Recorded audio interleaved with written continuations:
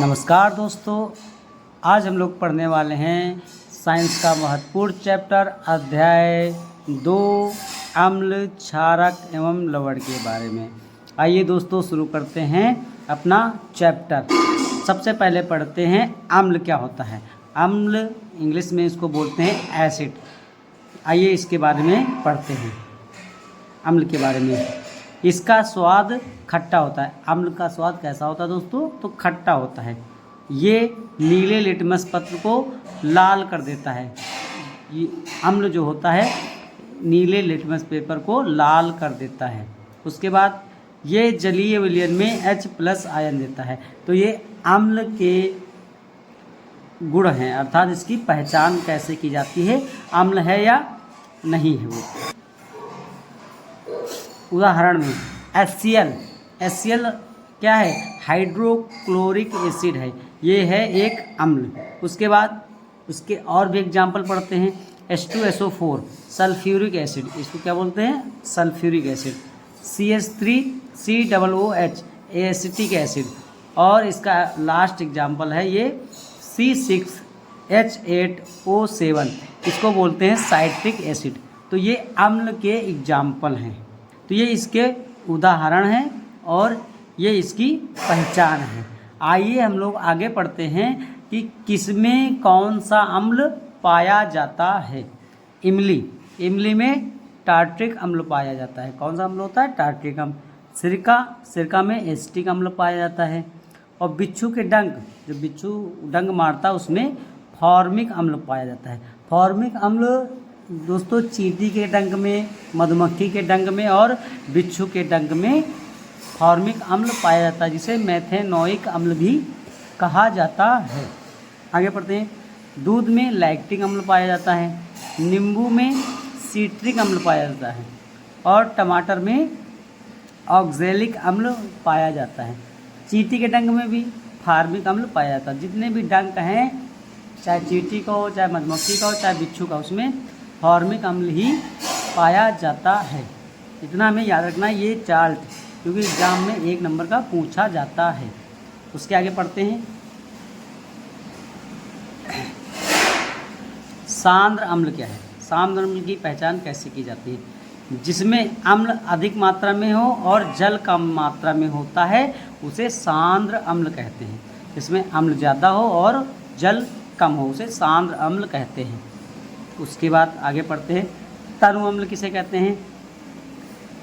तनु अम्ल जिसमें अम्ल कम मात्रा में हो तथा जल अधिक मात्रा में हो, वो तनु अम्ल कहलाता है। सांद्र अम्ल में जल कम मात्रा में होगा और तनु अम्ल में जल अधिक मात्रा में होगा। तो ये दोनों हमने अच्छे से पढ़ लिया। अब आगे पढ़ते हैं क्षारक के बारे में। क्षारक किसे कहते हैं? बेस। इंग्लिश में क्या बोलते हैं? बेस बोलते हैं। इनकी पहचान कैसे की जाती है? ये स्वाद में कड़वा होता है। क्षारक क्या होता है? स्वाद में कड़वा होता है। ये लाल लिटमस पत्र को नीले में बदल देता है। ये लाल लिटमस पेपर को नीले में बदल देता है, ये इसकी पहचान है। उसके बाद पढ़ते हैं। ये जलीय विलयन में OH आयन देते हैं। अभी हमने अम्ल के बारे में क्या पढ़ा था? ये जलीय विलयन में H+ आयन देते हैं। और जो क्षारक होते हैं ये जलीय विलयन में OH- आयन देते हैं। तो ये क्षारक की पहचान होती है। उसके आगे इसके उदाहरण देखते हैं कौन कौन से क्षारक होते हैं। NaOH सोडियम हाइड्रोक्साइड, ये क्या है? एक क्षारक है। KOH पोटेशियम हाइड्रोक्साइड, ये भी एक क्षारक है। NH4OH अमोनियम हाइड्रोक्साइड, ये सभी क्षारक के एग्जाम्पल हैं। ये एग्जाम्पल हमें याद रखना है, कंपेयर करने में आसानी होती है। एग्जाम में अगर पूछ लिया जाए इसमें से बताओ अम्ल क्या है और क्षार क्या है, तो इससे आप लोगों को अच्छे से याद रहेगा। आगे पढ़ते हैं। सूचक किसे कहते हैं?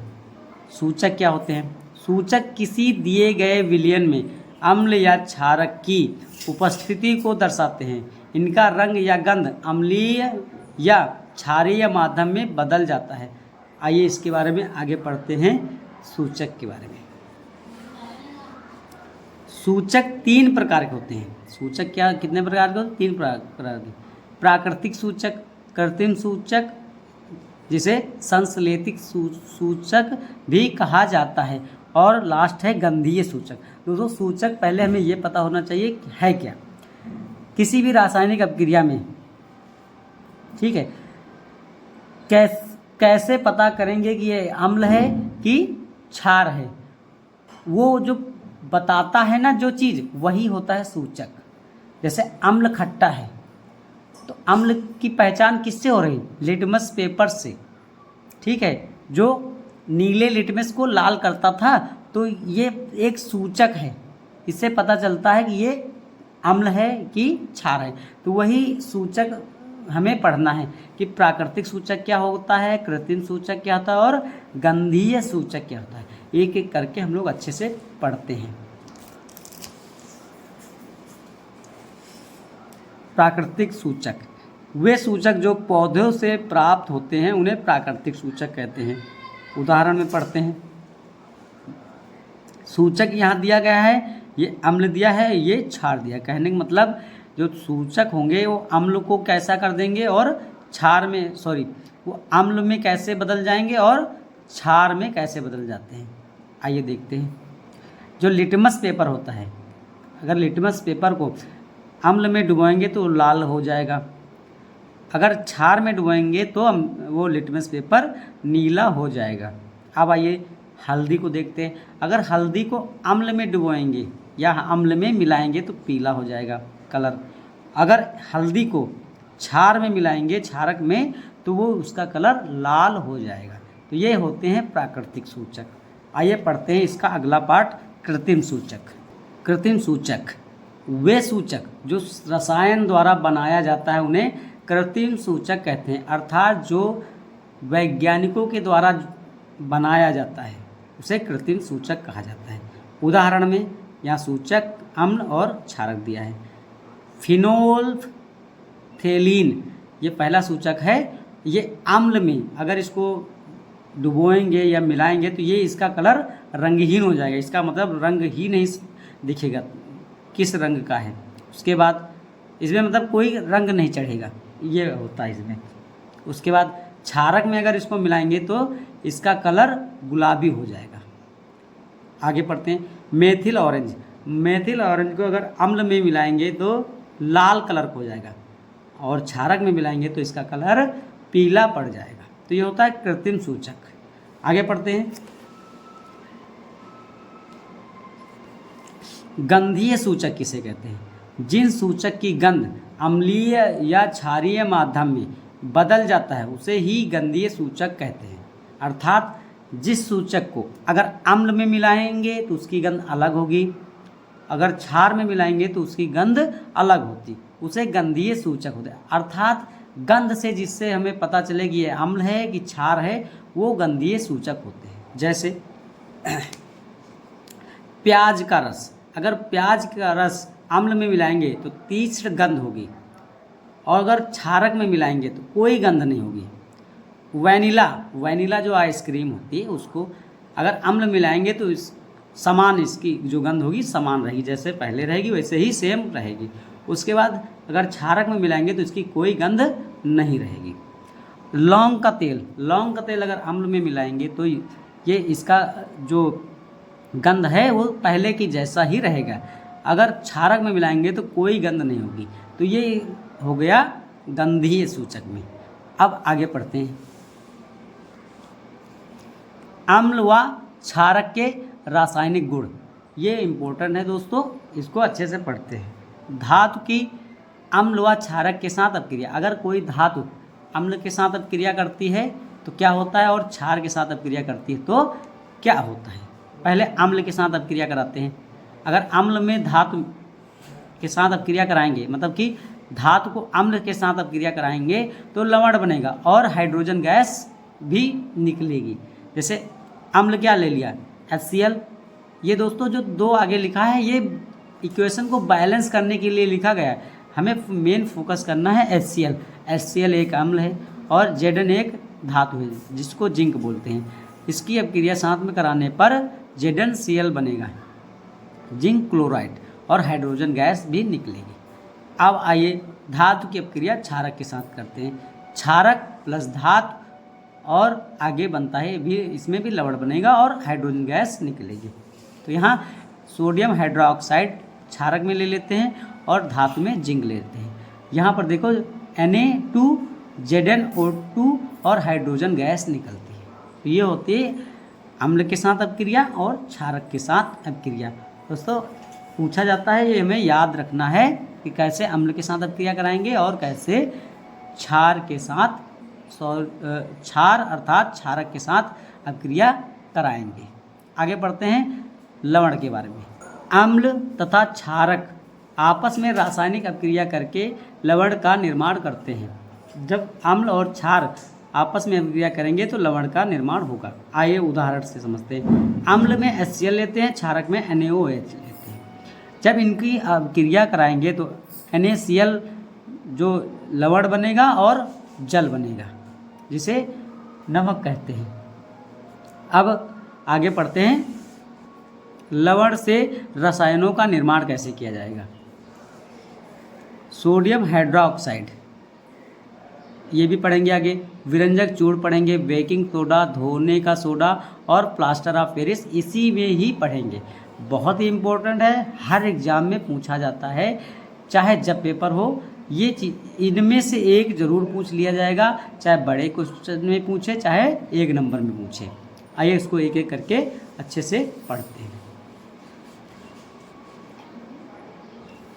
सोडियम हाइड्रोक्साइड NaOH इसका निर्माण कैसे होता है, तो निर्माण पढ़ते हैं। सोडियम क्लोराइड के जलीय विलयन से विद्युत प्रवाहित करने पर यह वियोजित होकर सोडियम हाइड्रोक्साइड उत्पन्न करता है। अर्थात जब हम लोग सोडियम क्लोराइड में के जलीय विलयन में विद्युत प्रवाहित करेंगे तो यह वियोजित होकर सोडियम हाइड्रोक्साइड उत्पन्न करता है।